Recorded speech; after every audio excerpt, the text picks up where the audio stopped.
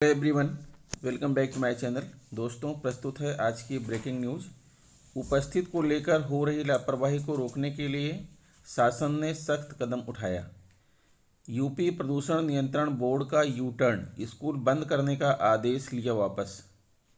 Corona की दूसरी लहर से सबक नहीं ले रहे शिक्षक। डीबीटी में जारी पैसा के उपयोग के संबंध में पीटीएम में लिखी जाने वाली बैठक का एजेंडा।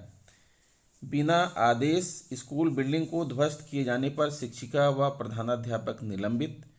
सहायक अध्यापक पेपर आउट कराने का आरोपी वाइस प्रिंसिपल गिरफ्तार। आइए देखते हैं दोस्तों खबरें विस्तार से। जी हाँ दोस्तों, आप देख पा रहे हैं खबरें विस्तार से किंग्समैन ई-हब यूट्यूब चैनल पर। उपस्थित को लेकर हो रही लापरवाही को रोकने के लिए शासन ने सख्त कदम उठाया। कस्तूरबा स्कूलों में अब प्रेरणा पोर्टल पर लगेगी हाजिरी। बस्ती कस्तूरबा गांधी बालिका आवासीय विद्यालय में उपस्थित को लेकर हो रही लापरवाही को रोकने के लिए शासन ने सख्त कदम उठाया है। अब इन स्कूलों के शिक्षकों व कर्मचारियों के साथ छात्राओं की उपस्थिति प्रेरणा पोर्टल के माध्यम से दर्ज होगी। इस बाबत बीएसए को अपर परियोजना निदेशक सरिता तिवारी ने निर्देशित किया है। जिले में 13 कस्तूरबा गांधी आवासीय बालिका विद्यालय हैं। सभी स्कूलों में 100 छात्राएं पढ़ती हैं। इसके लिए 160 शिक्षक और कर्मचारियों की तैनाती की गई है, लेकिन शासन को शिकायत मिलती रहती है कि कर्मचारी और शिक्षक समय से स्कूल नहीं आते। इसे लेकर फरवरी 2020 में शिक्षकों और कर्मचारियों को उपस्थित प्रेरणा पोर्टल के माध्यम से दर्ज कराने के निर्देश दिए गए थे, लेकिन इसे लेकर लापरवाही जारी रही। शासन ने शिक्षकों व कर्मचारियों के साथ छात्राओं की भी उपस्थिति प्रेरणा पोर्टल के माध्यम से दर्ज कराने के निर्देश दिए हैं। अपर परियोजना निदेशक सरिता तिवारी ने बीएसए को भेजे पत्र में कहा कि कस्तूरबा गांधी आवासीय विद्यालय के शिक्षकों के साथ छात्राओं की उपस्थिति प्रेरणा पोर्टल पर दर्ज करानी होगी। यूपी प्रदूषण नियंत्रण बोर्ड का यू टर्न, नोएडा बुलंदशहर में स्कूल बंद करने का आदेश लिया वापस। उत्तर प्रदेश प्रदूषण नियंत्रण बोर्ड ने वायु प्रदूषण के कारण दिल्ली से सटे गौतम बुद्ध नगर और बुलंदशहर जिलों में आगामी 21 नवंबर तक सभी स्कूल कॉलेज बंद करने के अपने आदेश को वापस ले लिया है। बुधवार देर रात यह सूचना दी गई। प्रदूषण नियंत्रण बोर्ड ने इसके साथ ही गाजियाबाद, मेरठ, बागपत, मुजफ्फरनगर और शामली जिलों में भी शिक्षण संस्थान बंद रखने के आदेश को वापस ले लिया है। इस बीच नोएडा में सरकारी व अर्ध सरकारी ऑफिस में आधे स्टाफ को ही बुलाया जाएगा। नोएडा में निर्माण कार्यों पर रोक जारी रखी गई है। जिले में डीजल जनरेटर चलाने पर भी रोक लगा दी गई है। इस दौरान हालांकि इमरजेंसी सेवाओं को इसमें छूट दी गई है। बुधवार को गौतम बुद्ध नगर की जिलाधिकारी डीएम सुहास एलवाई की अध्यक्षता में हुई जिला पर्यावरण समिति, वृक्षारोपण समिति और जिला वेटलैंड समिति की बैठक में कई फैसले लिए गए थे। बुलंदशहर में भी डीएम सीपी सिंह ने जिले में सभी सरकारी और निजी शिक्षण संस्थानों को बंद रखने का निर्देश जारी किया था। कोरोना की दूसरी लहर से सबक नहीं ले रहे शिक्षक। बार बार आदेशों के बाद भी नहीं लगवा रहे वैक्सीन। खुराक नहीं लेने वालों का रुकेगा वेतन। सहारनपुर कोरोना की दूसरी लहर में 2 दर्जन से अधिक साथियों को खो चुके बेसिक शिक्षक अभी सबक नहीं ले रहे हैं। जिला बेसिक शिक्षा अधिकारी ने आगामी विधानसभा चुनाव के मद्देनजर मतदान कर्मियों और निर्वाचन कार्य से जुड़े सभी शिक्षकों और शिक्षणेतर कर्मचारियों को वैक्सीन की दोनों खुराक लेने को कहा गया था, लेकिन बड़ी संख्या में शिक्षकों ने अभी तक खुराक नहीं ली है। ऐसे में शिक्षकों को फिर से निर्देश दिए गए हैं। जिला पंचायत चुनाव ड्यूटी में लगाए गए कर्मचारियों के लिए वैक्सीन की अनिवार्यता नहीं रखी गई थी। इसके बाद कोरोना की दूसरी लहर आ गई थी, जिसमें अनेक शिक्षक और कर्मचारी संक्रमित हुए थे। करीब 2 दर्जन शिक्षकों और कर्मचारियों की कोरोना के चलते मौत हो गई थी। परिजनों ने संक्रमित होने की वजह चुनाव ड्यूटी को बताया था। ऐसे में शासन और प्रशासन इस बार ऐसी कोई कसर नहीं छोड़ना चाहता। आगामी विधानसभा चुनाव के मद्देनजर जिला बेसिक शिक्षा अधिकारी अम्बरीश कुमार की ओर से अपने सभी शिक्षकों और शिक्षणेतर कर्मचारियों को जल्द से जल्द वैक्सीन की दोनों खुराक लेने के निर्देश दिए गए थे। शिक्षकों के द्वारा उनके निर्देशों को नज़रअंदाज किया जा रहा है। ऐसे में जिला बेसिक शिक्षा अधिकारी 16 नवंबर को सभी खंड शिक्षा अधिकारियों को एक और पत्र जारी कर जल्द से जल्द सभी शिक्षकों और कर्मचारियों को वैक्सीन की दोनों खुराक दिलाने के निर्देश दिए हैं। खुराक नहीं लेने वालों का रुकेगा वेतन। विभाग ने वैक्सीन की दोनों खुराक की अनिवार्यता रखी है, जिससे चुनाव के दौरान या उसके बाद किसी शिक्षक या कर्मचारी के साथ कोई अनहोनी घटना न घटे। ऐसे में विभाग ने खंड शिक्षा अधिकारियों को सख्त निर्देश दिए हैं कि जो भी शिक्षक या शिक्षणेतर कर्मचारी वैक्सीन नहीं लगवाते हैं तो उनका वेतन रोकने के साथ ही उनकी सूची जिला बेसिक शिक्षा अधिकारी कार्यालय को प्रेषित की जाए। करीब 4500 शिक्षक और कर्मचारी जनपद में परिषदीय विद्यालयों की संख्या 1438 है, जिसमें करीब 4500 महिला और पुरुष शिक्षक कार्यरत हैं। इनके अलावा कुछ चतुर्थ श्रेणी कर्मचारी और विभागों में कार्यरत लिपिक व अन्य कर्मचारी भी कार्यरत हैं।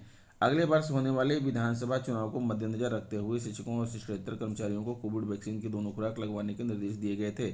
अब भी बड़ी संख्या में ऐसे शिक्षक हैं और कर्मचारी हैं जिन्होंने वैक्सीन नहीं लगवाई है। खंड शिक्षा अधिकारियों को पत्र लिखकर ऐसे शिक्षकों को चिन्हित कर वेतन रोकने के निर्देश दिए गए हैं। अमरीश कुमार, जिला बेसिक शिक्षा अधिकारी। उत्तर प्रदेश के मुख्यमंत्री योगी आदित्यनाथ ने बेसिक शिक्षा परिषद के शिक्षकों को बच्चों को विद्यालय गणवेश में आने के लिए तथा जारी धनराशि को उसी कार्य में व्यय करने के लिए प्रधानाध्यापक और संबंधित कक्षा अध्यापक को जिम्मेदारी दी है। अतः शिक्षक के लिए अभिभावक शिक्षक बैठक पंजिका पेरेंट टीचर मीटिंग रजिस्टर में इस प्रारूप पर बैठक लेकर अभिलेखीकरण की सलाह देता है। बैठक का एजेंडा। आप सभी माता पिता अभिभावकों को यह बताते हुए हर्ष हो रहा है कि अब शासन के आदेशानुसार छात्र छात्राओं के यूनिफॉर्म, स्वेटर, जूते, मोजे एवं स्कूल बैग खरीदने के लिए धनराशि सीधे लाभार्थी के माता पिता अभिभावक के बैंक खातों में आ चुकी होगी या जल्द ही आ जाएगी। इसके संबंध में आप सभी को विद्यालय की ओर से धनराशि के उपयोग के बारे में निम्न बातें बताई जा रही हैं। छात्र छात्राओं की यूनिफॉर्म, स्वेटर, जूते, मोजे एवं स्कूल बैग खरीदने के लिए माता पिता अभिभावकों के बैंक खातों में कुल 1100 रुपये धनराशि भेजी जा रही है। छात्र छात्राओं को यूनिफॉर्म खरीदने के लिए 300 रुपये की दर से 2 जोड़ी यूनिफॉर्म है 600 रुपये, स्वेटर खरीदने के लिए 200 रुपये, जूता मोजा क्रय हेतु 125 तथा स्कूल बैग क्रय करने के लिए 175 रुपये भेजे गए हैं। तीसरा, यूनिफॉर्म लाल छोटे चेक की शर्ट व डार्क ब्राउन रंग की पैंट, स्कर्ट, जूता काले रंग का फॉर्मल, मोजा भूरे रंग का, स्वेटर मैरून रंग का।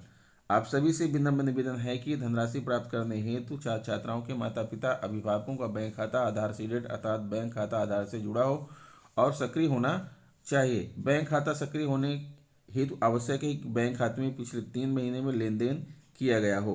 लाभार्थियों द्वारा प्राप्त धनराशियों को यूनिफॉर्म, स्वेटर, जूता मोजा एवं स्कूल बैग खरीदने के लिए ही खर्च किया जाए। डीबीटी के माध्यम से धनराशि प्राप्त होने के 1 सप्ताह के अंदर यूनिफॉर्म, स्वेटर, जूता मोजा एवं स्कूल बैग खरीद लें एवं विद्यालय के प्रधानाध्यापक को अवश्य सूचित करें। उक्त सभी सूचनाओं को मैंने ध्यानपूर्वक पढ़ व समझ लिया है तथा मैं इसका अनुपालन करूंगा और करूंगी। क्रम संख्या, प्रवेशांक, छात्र छात्रा का नाम, माता पिता अभिभावक, कक्षा, माता पिता अभिभावक, हस्ताक्षर। बिना आदेश स्कूल बिल्डिंग को ध्वस्त किए जाने पर शिक्षिका व प्रधानाध्यापक निलंबित। फर्रुखाबाद बड़पुर ब्लॉक क्षेत्र के गांव याकूतगंज स्थित पूर्व माध्यमिक विद्यालय का भवन बिना आदेश ध्वस्त किए जाने में बीएसएन ने शिक्षिका व प्रधानाध्यापक को निलंबित कर दिया। इसमें शिक्षिका भवन निर्माण प्रभारी रही थी। पूर्व माध्यमिक विद्यालय याकूतगंज भवन का निर्माण वर्ष 2008-9 में सर्व शिक्षा अभियान स्कूल भवन ध्वस्तीकरण में की गई कार्रवाई के तहत कराया गया था। इसका निर्माण कन्या प्राथमिक विद्यालय की शिक्षिका निकहत सुल्ताना ने कराया था। यह भवन अगस्त 2020 में कायाकल्प के दौरान बिना कंडम घोषित कराए ध्वस्त करा दिया गया। एसडीएम सदर की जांच में तत्कालीन सचिव, पूर्व प्रधान, बीईओ, भवन प्रभारी व प्रधानाध्यापक दोषी पाए गए थे। जूनियर शिक्षक भर्ती सहायक अध्यापक पेपर आउट कराने का आरोपी वाइस प्रिंसिपल गिरफ्तार। जूनियर हाई स्कूल में सहायक अध्यापक और प्रधानाध्यापक परीक्षा में पेपर आउट कराने के आरोपी वाइस प्रिंसिपल को कीरगंज पुलिस ने गिरफ्तार कर लिया। मामला खुलने के बाद से ही आरोपी वाइस प्रिंसिपल फरार चल रहा था। पूछताछ के दौरान वाइस प्रिंसिपल आकाश खरे ने बताया कि प्रधानाचार्य ने उससे बिना बताए धोखे से व्हाट्सएप पर पेपर सेंड किया था। वह मोबाइल बरामद न करवाने पर वाइस प्रिंसिपल के खिलाफ एक और धारा बढ़ाकर जेल भेज दिया गया। जूनियर हाई स्कूल सहायक अध्यापक और प्रधानाध्यापक परीक्षा में एसटीएफ ने 17 अक्टूबर को doctor K. N.. Katju inter college के प्रधानाचार्य रामनयन द्विवेदी और सहायक अध्यापक अशोक तिवारी को गिरफ्तार किया था। दोनों ने कॉलेज की इस वाइस प्रिंसिपल आकाश खरे को व्हाट्सएप से पेपर सेंड कर दिया था। रामनयन की बेटी आकांक्षा मफोड़गंज स्थित कॉलेज में परीक्षा दे रही थी। आकाश और सालवर सेंटर के बाहर मौजूद थे। आकाश ने सालवर के मोबाइल पर पेपर भेज दिया था। मामले के खुलासे के बाद रामनयन और अशोक तिवारी को उसी दिन जेल भेज दिया गया था। आकाश खरे, आकांक्षा द्विवेदी और सालवर को वांटेड किया गया था। इंस्पेक्टर रमेश चौबे ने बताया कि आकाश खरे को मंगलवार को उसके घर से गिरफ्तार किया गया। बुधवार को उसे जेल भेज दिया गया। आकाश ने स्वीकार किया कि उसने पेपर सालवर को भेजा था, लेकिन उसे कुछ पता नहीं था। प्रधानाचार्य ने उससे बिना बताए पेपर उसके व्हाट्सएप पर भेजा। कहा कि आकांक्षा के साथ गए युवक को फॉरवर्ड कर दो। जब उसने डाउनलोड किया तब पता चला कि यह परीक्षा का पेपर है। पुलिस ने जब उससे वह मोबाइल मांगा तो आकाश ने कहा कि वह मोबाइल खो गया है। तो दोस्तों, ये रहा आज का ब्रेकिंग न्यूज़। आशा करता हूँ वीडियो आपको अच्छी लगी होगी। अगर वीडियो अच्छी लगी है तो प्लीज़ मेरे चैनल को सब्सक्राइब कर लीजिए, बेल आइकन को प्रेस कर दीजिए। मिलते हैं आपसे नेक्स्ट वीडियो में कुछ नई जानकारी लेकर। तब तक के लिए नमस्कार।